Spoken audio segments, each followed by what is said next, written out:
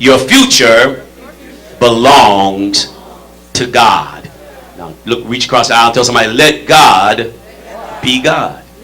Maybe seated in his presence. Your future belongs to God. We're in the beginning of 2011.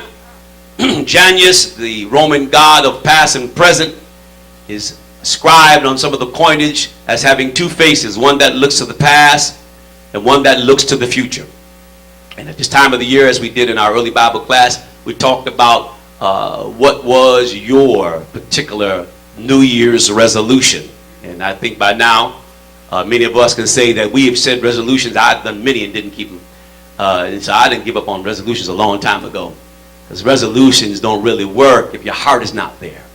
You can promise and you can say, but if it's not in your spirit, it will destroy you, because you'll keep on making commitments that you cannot keep.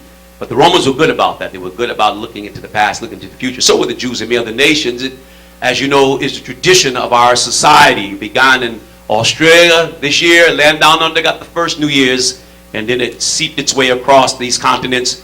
It's come to Hawaii and California, and finally time has fizzled out. So everybody gets it 2 or 3 hours in advance of the next person, in some cases a day earlier.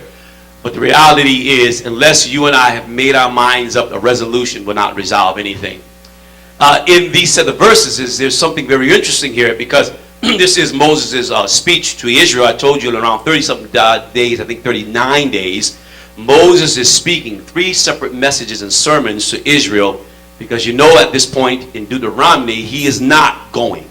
God has already pretty much told him that your future has pretty much been settled. You're not going over the promised land because you allowed those people to get you upset.